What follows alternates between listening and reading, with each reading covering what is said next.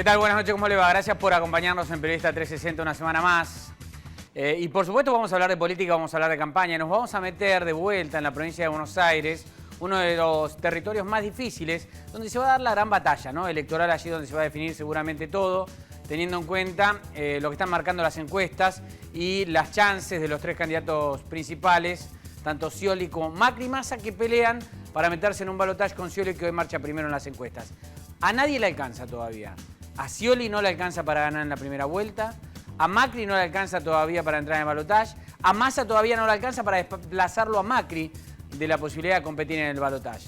Cada uno pelea por lo suyo. Vamos a hablar con un intendente de la provincia de Buenos Aires, con Gabriel Catopodis, de San Martín, también un lugar difícil. Y vamos a hablar varias cosas de política con él. Entre ellas, esto del debate presidencial, que se hace, que no se hace, con un candidato, el oficialista, que va primero en las encuestas y dicen que no va a participar. Y al cierre vamos a hablar de algo que está sorprendiendo al mundo, que desde hace bastante está sorprendiendo, pero ahora más porque está en el ojo del mundo, que es Estados Unidos, y es la visita del Papa Francisco. El Papa Francisco, que conoce por primera vez Estados Unidos y también está visitando un lugar en donde el propio presidente Barack Obama lo recibió con todos los honores y está, como digo, sorprendiendo en un lugar después de haber luchado mucho por algo que en realidad había empezado desde hace bastante, el intento por lo menos de descongelar la relación entre Cuba y Estados Unidos. Algo que se logró con el Papa Francisco, pero que había empezado desde el Vaticano mucho antes. Y vamos a hablar con Fernando Lucero, el vicerrector de la Universidad de El Salvador, alguien que conoce mucho al Papa Francisco y que lo conoció cuando era Jorge Bergoglio, y además nos va a hablar de un trabajo que publicó Bergoglio en su momento contando cuándo había empezado el Vaticano este trabajo sobre Cuba. Todo después de la presentación.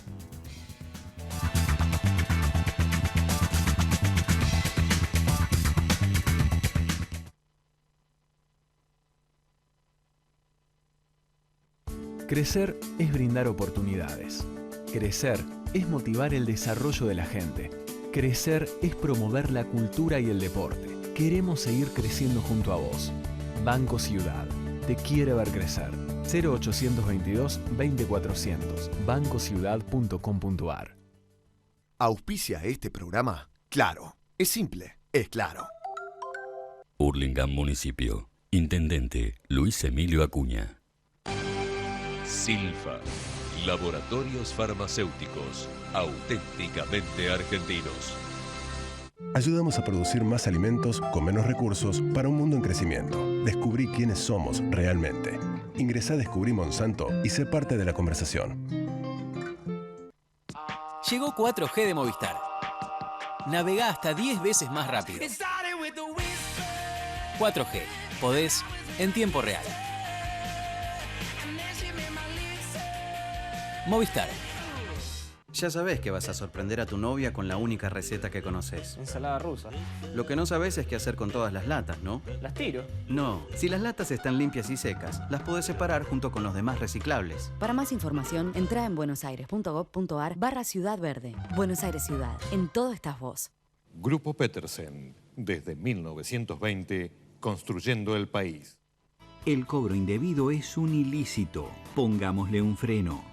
IOMA, Buenos Aires. Gobernación Daniel Scioli.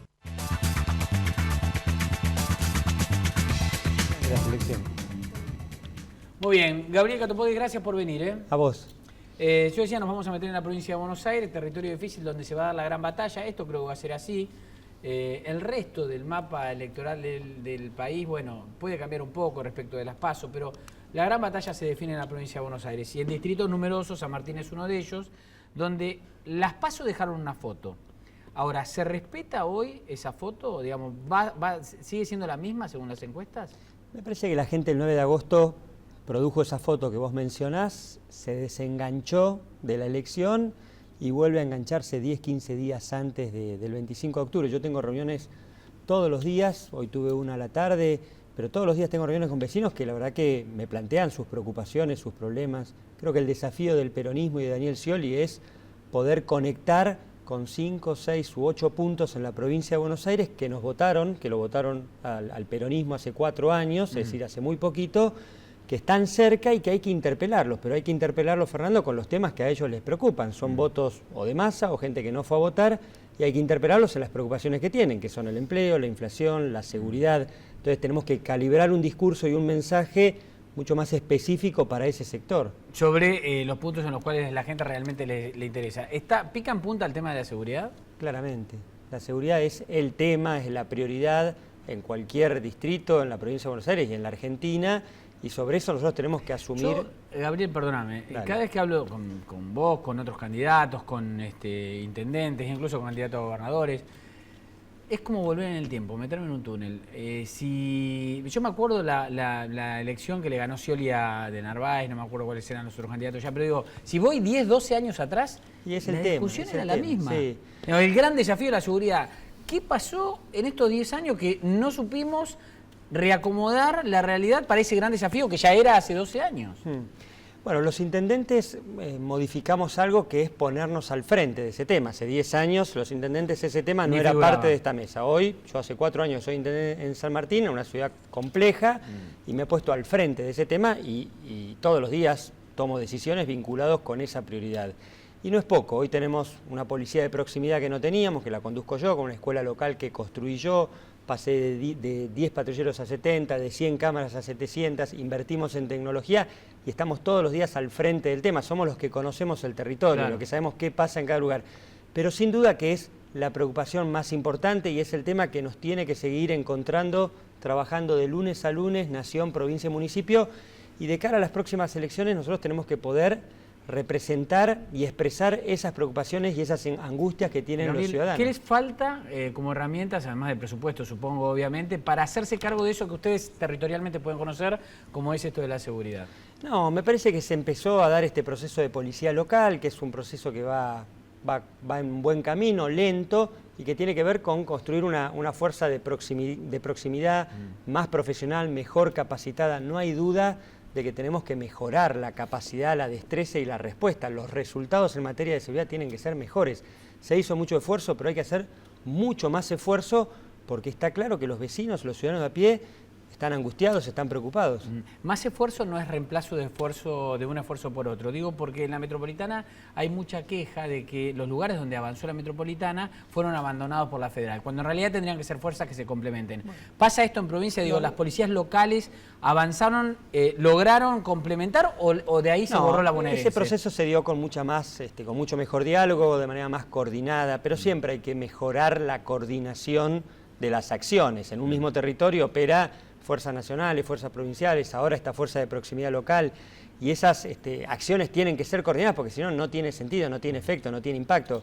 La realidad es que el vecino de a pie nos exige que nos ocupemos de este tema, yo lo hago todos los días, iluminando calles, incorporando, invirtiendo en prevención, en móviles, en cámaras, pero también en lo social, en pensar una ciudad más igualitaria, más justa, urbanizando las villas. Hay definiciones que tienen que ser claras, la política tiene que hablar claro, Fernando.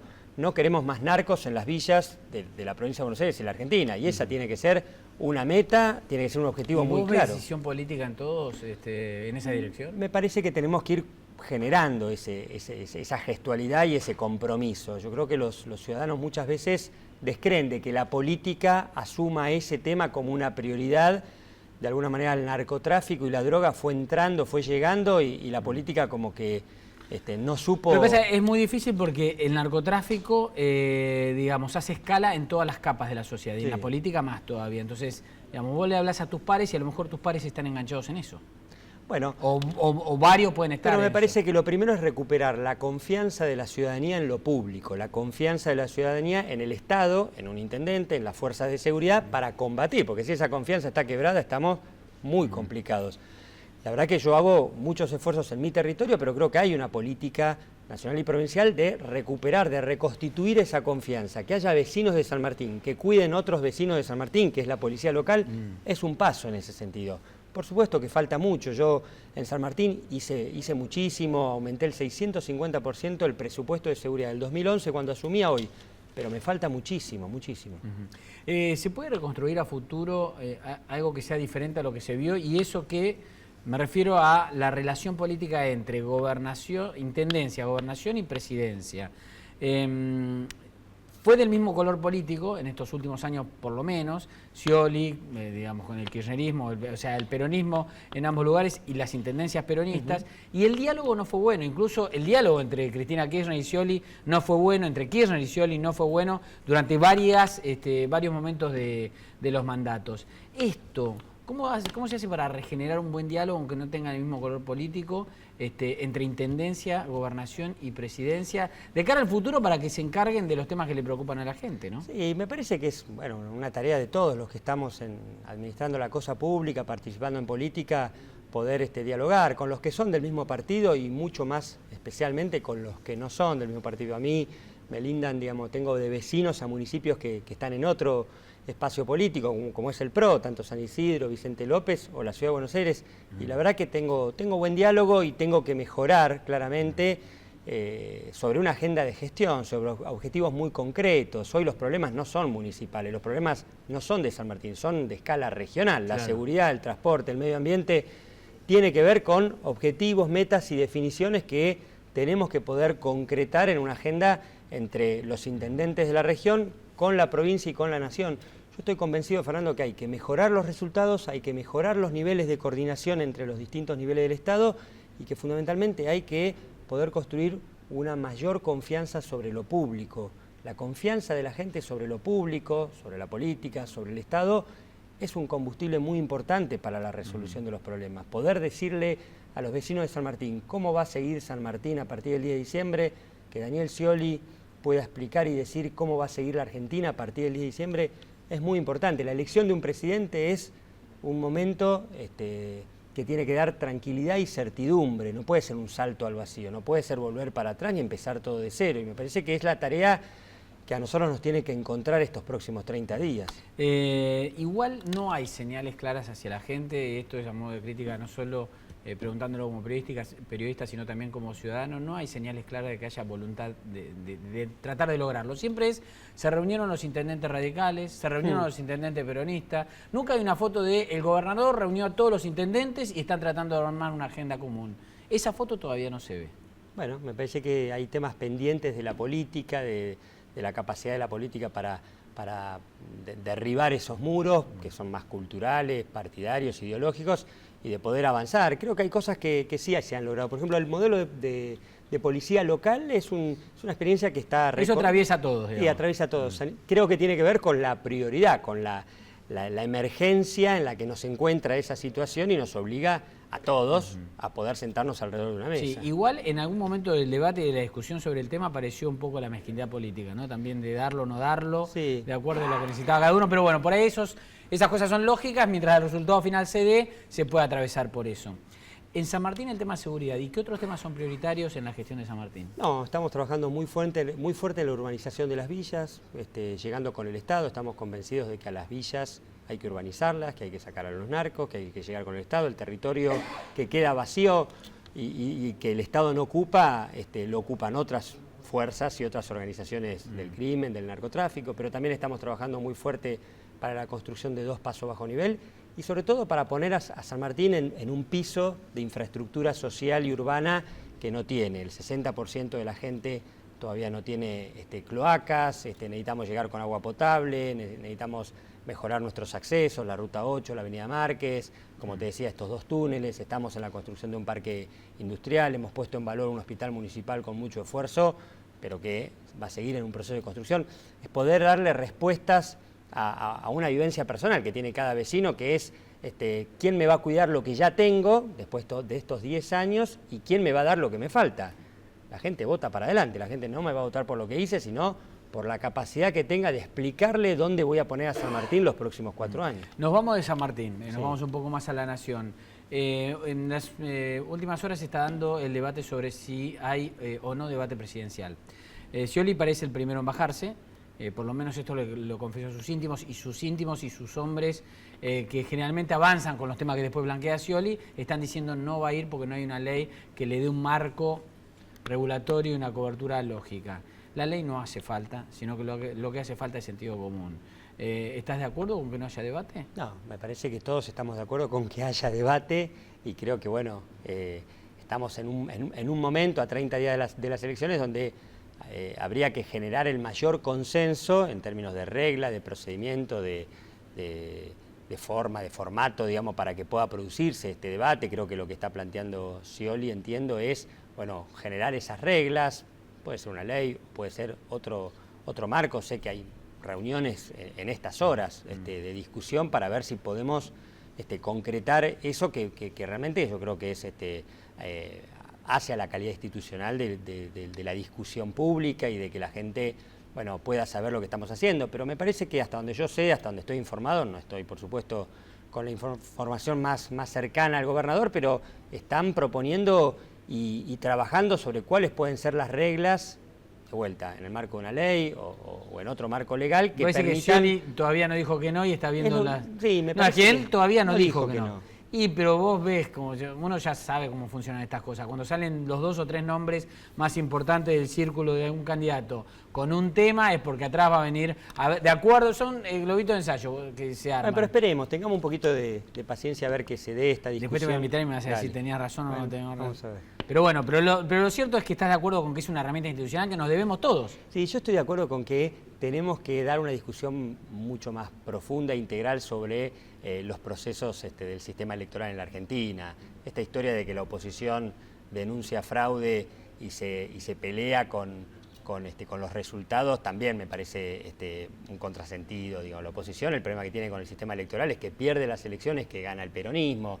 Ahora, llevar una discusión de una agenda de reforma electoral a 20 días de una elección parece bastante poco serio. Parece poco bueno, serio. pero ahí tienen que agendar, ¿no? Y anotarse, digamos, así como está la listita de las cosas que la gente necesita ya, como es el tema de seguridad y demás, hay una agendita institucional que hay que arreglar un poquito, que es el tema electoral, el tema del debate también, y darse una ley de debate que regule.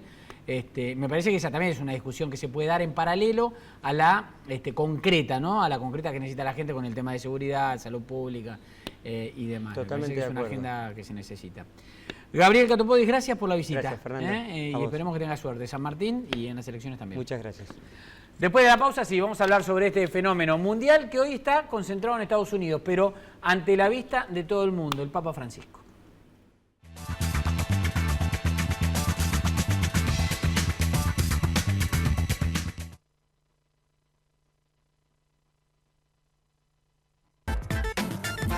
Queremos una legislatura más participativa, más comprometida con la ciudad. Esto es parte de lo que hicimos y queremos compartirlo con vos. En la legislatura trabajamos para que la ciudad, tu ciudad, sea la que soñás y la que soñamos todos. Vení, te invito a que la conozcas.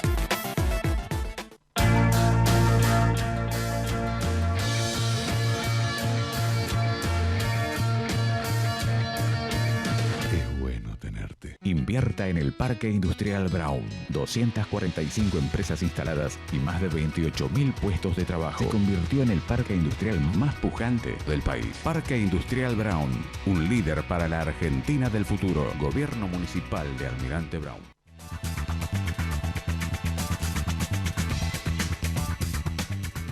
¿Un instrumento? La guitarra. ¿Mermelada favorita? Rosa mosqueta. ¿Una prenda de mujer? Tanguita. Moscardelli, ¿probó con Quiniela Plus?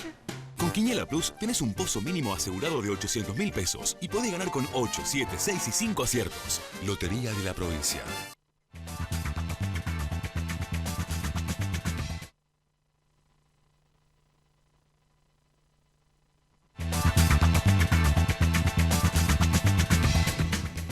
Bueno, y saludo a Fernando Lucero Schmed, el vicerrector de la Universidad de El Salvador. Gracias por venir, Lucero.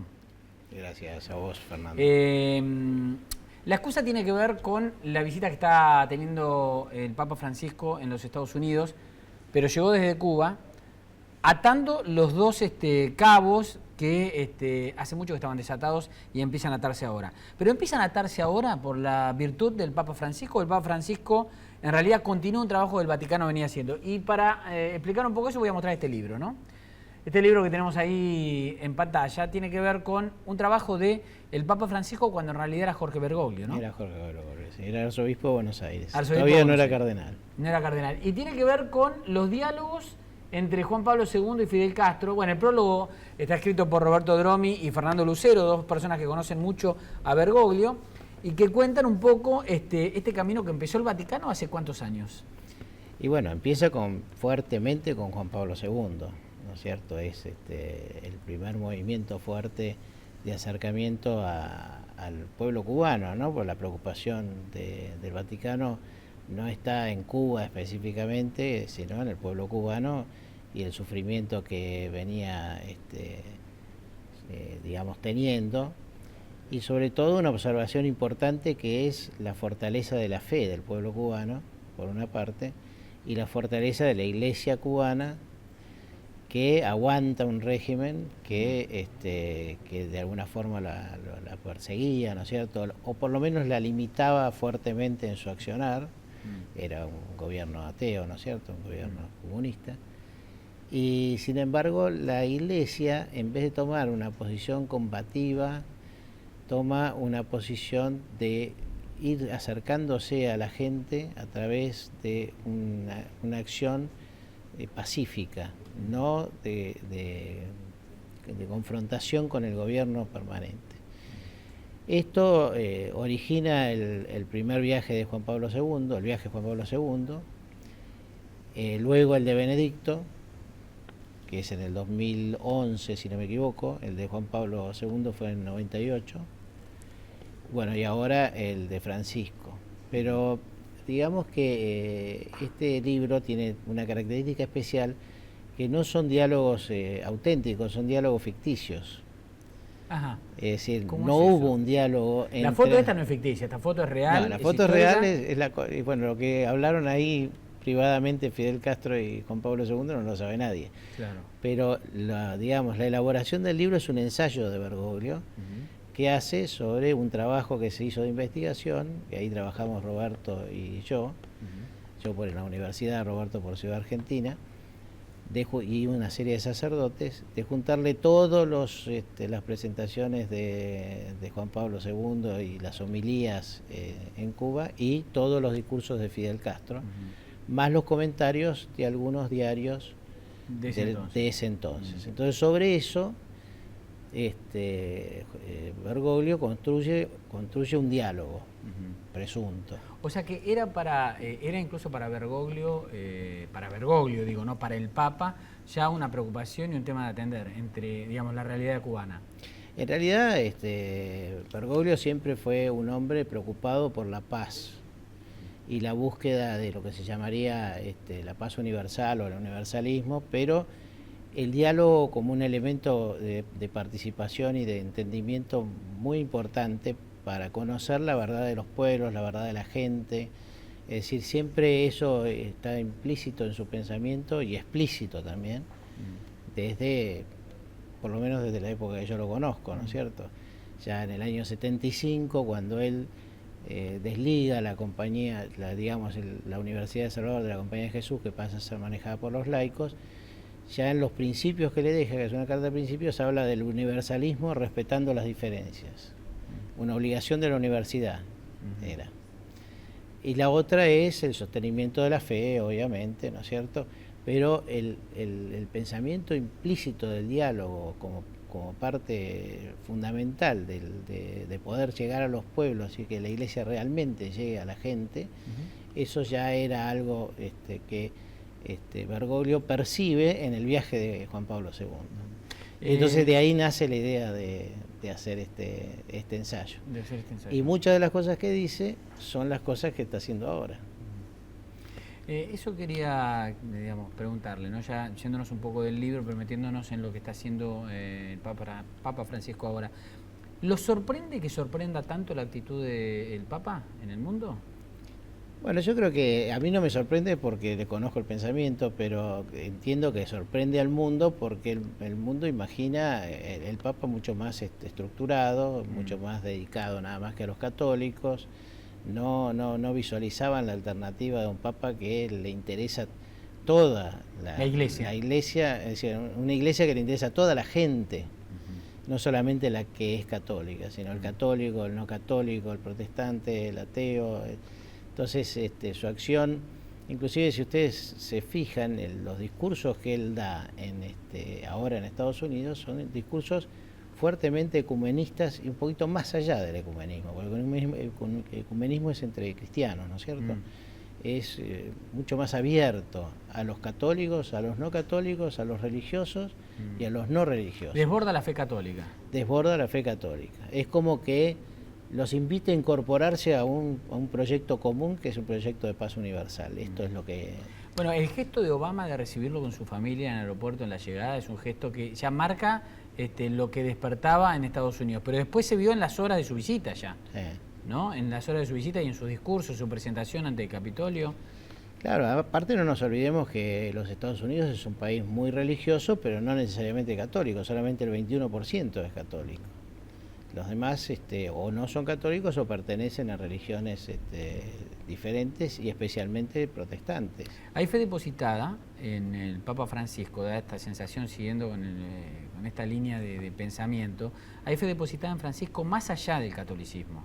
Hay fe depositada en Francisco de toda la humanidad o de gran parte de la humanidad respecto de las cosas que se debe el mundo pensar y repensar hacia adelante.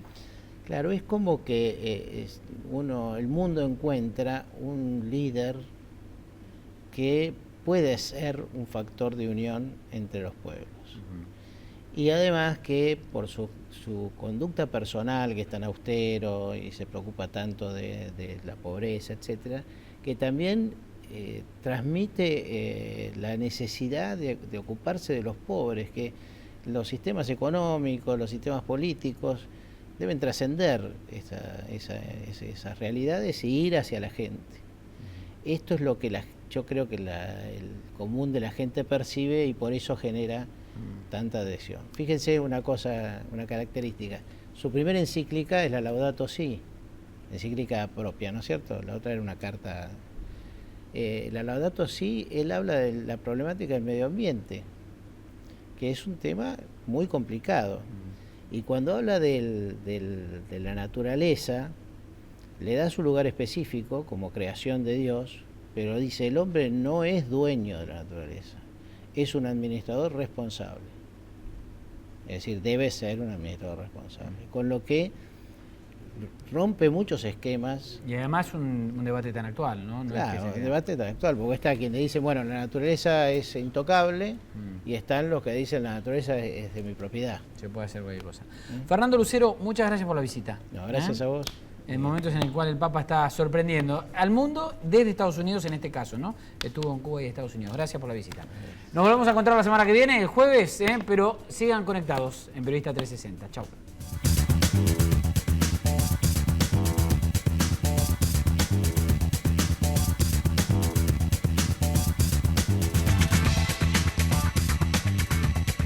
Fue una producción de 4D, la cuarta dimensión de los medios.